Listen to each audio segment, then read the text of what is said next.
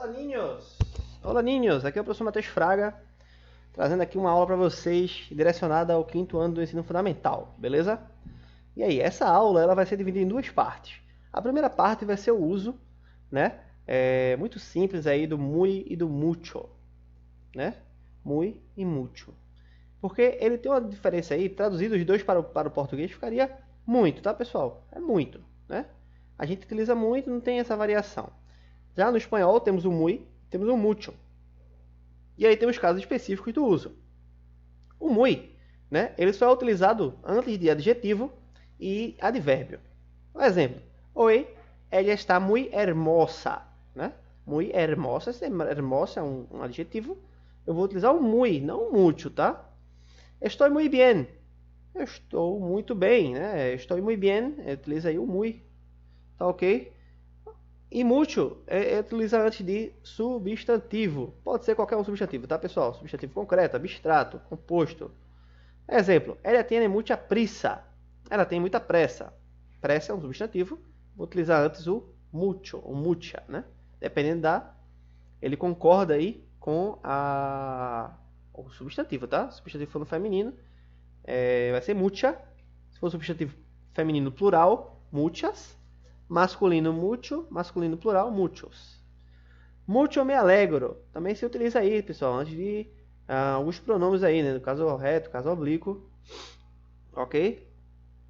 E existe a exceção. Tá bom? Qual é a exceção? Não se utiliza o muy antes desses 4 adjetivos e desses 4 advérbios que eu vou dizer aí. Se utiliza o mucho. Melhor, pior, maior ou menor. Mas... menos, antes e depois. Eu vou utilizar o mucho, tá? Mucho mejor, mucho peor, mucho maior, mucho menor, mucho más, mucho menos, mucho antes e mucho depois. Não é muy. Ok?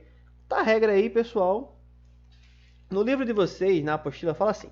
Antes de substantivos, para expressar grande quantidade, né? Grande quantidade, e acompanhados de verbo, usamos mucho, mucha, muchos ou muchas. E temos os exemplos. Ó. Había mucho jugo en la botella. Tengo muchos amigos. Había mucha gente en la fiesta. Aqui há muitas personas. Você observa que o mucho só é utilizado antes de substantivos, tá? A não ser nesses casos aí que está mostrando aí no slide. E aí o muy, ó, usamos muy antes de um adjetivo ou advérbio. Exemplos. Luis es muy fuerte. Isabela escreve muy bien. Llegamos muy temprano. Temprano é cedo, tá?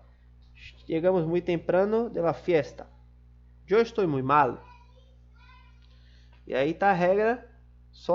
A única exceção dessa regra é essa daí que tá mostrando aí na tela, tá? Antes desses 4 adjetivos e desses 4 advérbios, a gente utiliza o mucho e não o muy. E a segunda parte dessa aula, pessoal, eu queria mostrar um vídeo a vocês aqui. Falando sobre os graus do adjetivo. Adjetivo, para quem não sabe, é aquela classe gramatical que vai dar uma característica, uma qualidade ao substantivo. Então tá aí, o professor vai explicar para vocês aí os grados del adjetivo. El adjetivo informa de una cualidad del sustantivo y lo hace con mayor o menor intensidad. Según la intensidad con la que informa de esa cualidad, hablamos especificamente del grado.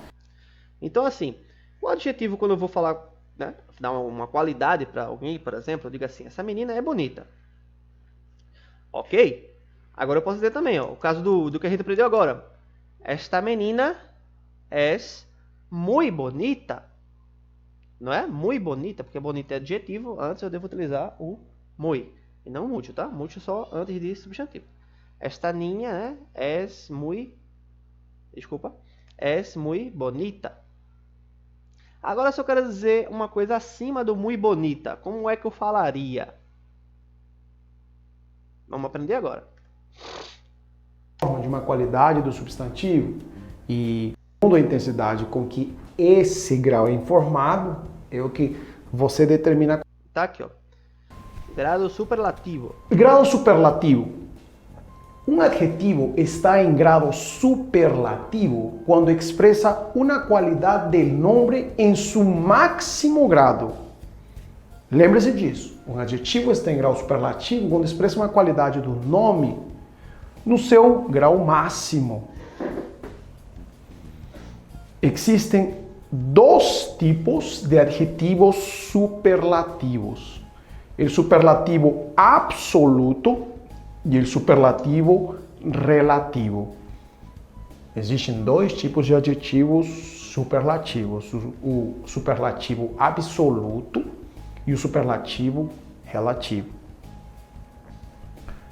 O superlativo absoluto describe o nome de forma aislada, sin compararlo con ningún otro. A la raíz del adjetivo se le añade la terminación ísimo, en plural, ísimos. Isso no masculino, né? Ísimo, ísimos. Ísima ou ísimas em sua versão em plural. Feminino. Vamos entender em português. O superlativo absoluto, ele descreve o nome ou substantivo de uma forma isolada. Ele não compara com ninguém. Ele não compara, eu não digo assim. Essa menina, se eu falasse assim, né? Essa menina é mais bonita do que a outra. A gente no português, a gente costuma fazer o adjetivo assim, né? Nós temos vamos falar bonita, podemos dizer bonitinha, né? Ou bonitona, né? Inteligente, inteligentinho, inteligentíssimo. Esse inteligentíssimo aí vai ser o grau superlativo absoluto do adjetivo inteligente, tá, pessoal? Ísima, ísimas. Lembra? Tá aqui o exemplo, ele vai mostrar um exemplo. Ó. Exemplo. Gabriela está felicíssima. Superlativo absoluto, felicíssima. Se você observa, eu caracterizei a última palavra para que fique claro como funciona esse superlativo absoluto. Superlativo relativo. Este grado superlativo funciona quando hacemos referência a outros nomes, es decir, comparándolo com outros. Observa isso aqui. Aí quando eu comparo, eu tenho um superlativo relativo. El, la, los e las. Os artigos, o, a, os, as. Acompanhado de um substantivo. Acompanhado do substantivo. E também você vai adicionar o mais, o menos. Depois vamos adicionar um adjetivo. E depois vamos adicionar de. Vamos gravar essa. Você diga assim, o menino mais inteligente da classe. El niño más inteligente de la clase. Eu estou fazendo a comparação com o resto das pessoas aí da classe, né? Ele seria o mais inteligente daquele espaço ali. Então por isso que ele diz relativo. Ele não é o mais inteligente do mundo todo. Ele é o mais inteligente da classe. Las, acompanhado de um substantivo, acompanhado de mais e menos, acompanhado de um adjetivo. Vou mostrar um exemplo aqui, ó. Las personas más inteligentes de Brasil se visten de azul e amarillo. As pessoas mais inteligentes do Brasil, elas se vestem de azul e amarelo. Você observa que você tem toda essa configuração sobre o superlativo relativo.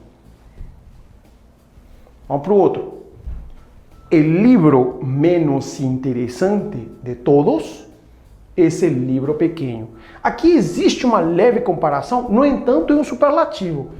O livro menos interessante de todos é o livro pequeno. Então, que fique especificamente claro a ideia do superlativo relativo em espanhol. Muito obrigado por ter assistido a nossa... Ok, pessoal. Então aí nós trabalhamos dois temas aí, né?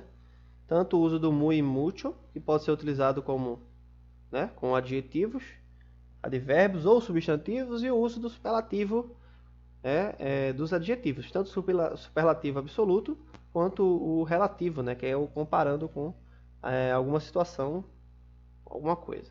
Ok? Hasta luego!